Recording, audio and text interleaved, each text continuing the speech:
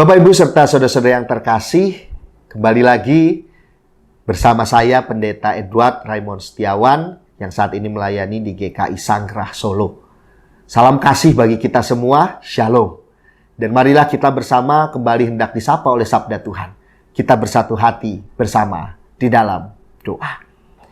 Tuhan Yesus Kristus, Engkau adalah Allah yang selalu menuntun kehidupan kami. Dan tuntunanmu sungguh nyata di dalam hari-hari kehidupan kami.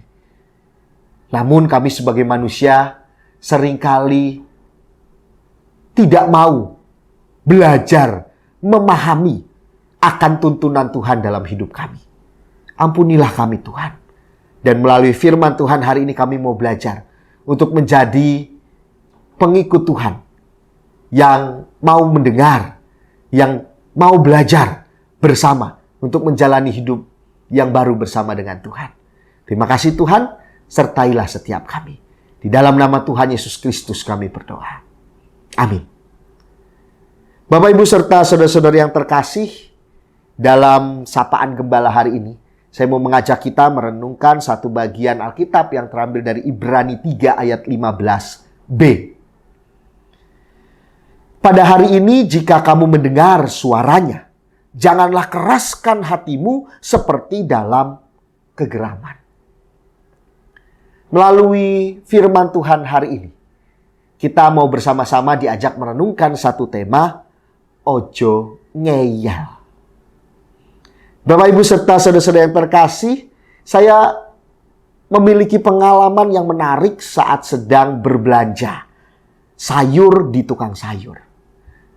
Setelah saya pulang mengantarkan anak berangkat sekolah, kemudian sebelum saya sampai rumah, saya dimintai tolong oleh istri untuk belanja sayur. Nah, di tempat saya belanja sayur, saya sedang memilih-milih di sana, ada lapak sayur. Kemudian ada ibu-ibu yang datang. Dan yang jual pada saat itu bapak-bapak. Kemudian ketika ibu-ibu ini datang, dengan langsung dia bertanya kepada bapak penjualnya, "Pak, sambal terasi ada?" Kemudian bapak penjualnya ini menjawab, "Tidak ada, Bu." Tetapi ibu ini bertanya lagi dengan keyakinan kemantapannya, "Apa tidak ada sambal terasi, Pak?" Kemudian bapak ini kembali menjawab, "Tidak ada, Bu. Ini yang ada sambal pecel, sambal racikan, sambal terasi tidak ada." Nah, lalu si ibu ini tidak menyerah, Bapak, Ibu, Saudara. Ia bertanya lagi, "Lah, kemarin ada, Pak. Kok sekarang tidak ada?" Bapak penjualnya dengan kemantapannya dia menjawab, "Tidak ada, Bu. Di sini nggak jual sambal terasi." Dan sang ibu ini kembali bertanya, "Loh, kok bisa nggak ada? Kemarin ada loh." Dan bapak penjual ini akhirnya tidak merespon kembali perkataan dari ibu tersebut. Bapak, Ibu, Saudara yang terkasih, saat kita mendengar kisah ini, apa yang ada di benak kita? Pada saat itu, ketika saya sedang belanja dan mendengar percakapan seperti itu, di dalam hati saya, itu ada perkataan yang keluar, ibunya ngeyel. Yang jualannya kan si bapak. Yang lebih tahu jualannya itu apa, ya si bapak. Karena bapaknya adalah penjual.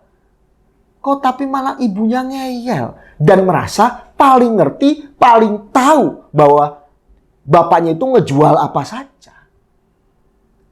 Bapak, Ibu, serta saudara-saudara yang terkasih. Dalam budaya Jawa, kita sering mendengar nasihat sederhana, ojo ngeyel. Artinya jangan keras kepala. Jangan merasa diri paling benar. Jangan terus menolak apa yang menjadi masukan dari orang lain untuk diri kita. Jangan merasa paling mengerti akan keadaan kehidupan kita ataupun keadaan kehidupan orang lain. Bapak, Ibu, Saudara yang terkasih, seringkali orang tua mengucapkan kalimat itu kepada anak-anaknya, ojo ngeyel.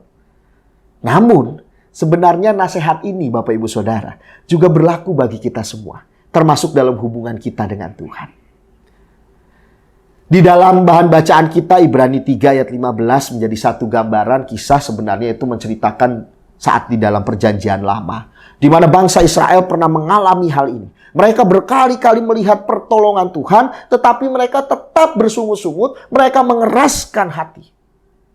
Mereka sudah melihat bagaimana Tuhan menuntun mereka di dalam perjalanan kehidupan mereka, tapi mereka masih mengeraskan hati. Mana tuh buktinya Tuhan nggak memberikan aku ini, memberikan aku itu. Enggak, Tuhan nggak memimpin aku, enggak. Padahal itu hanya sesuai dengan pemikirannya sendiri, pemahamannya sendiri. Dan Bapak Ibu Saudara yang terkasih, akibatnya apa? Akibatnya mereka kehilangan banyak berkat Tuhan yang sebenarnya sudah Tuhan sediakan bagi mereka. Seringkali masalah terbesar dalam hidup kita itu bukan karena Tuhan tidak hadir, tetapi karena kita tidak mau merasakan kehadiran Tuhan dalam hidup kita. Kita tidak mau taat akan firman Tuhan dalam hidup kita. Bapak, Ibu, serta saudara-saudari yang terkasih. Di dalam kehidupan kita diingatkan sebagai anak-anak Tuhan. Tuhan tidak mencari orang yang sempurna untuk menjadi pengikutnya. Tuhan mencari orang yang memiliki hati yang mau diajar. Hati yang mau dibentuk. Dan ketika Tuhan membentuk, menegur, jangan ngeyel. Ketika Tuhan menuntun, jangan ngeyel. Jangan melawan. Ketika Tuhan membukakan jalan, jangan ngeyel. Maunya memilih jalan sendiri, jangan ngeyel. Ojo ngeyel, Bapak Ibu Saudara. Yang perlu kita miliki adalah kerendahan hati. Dan yakinilah bahwa hidup kita ini Tuhan yang berkuasa. Dan Tuhan tahu yang terbaik untuk hidup kita. Oleh sebab itu, Bapak Ibu Saudara yang terkasih, ojo ngeyel karo Gusti Allah. Karena ketika Tuhan menuntun, jalan terbaik bukanlah berdebat dengan Tuhan, melainkan mengikuti kehendak Tuhan. Amin. Mari kita berdoa. Tuhan Allah kami, ampunilah kami apabila kami lebih sering keras kepala, lebih sering mengutamakan kehendak kami daripada kehendak-Mu. Ampunilah kami ketika kami seringkali ngeyel sebagai anak-anak Tuhan. Sehingga kami bingung sendiri.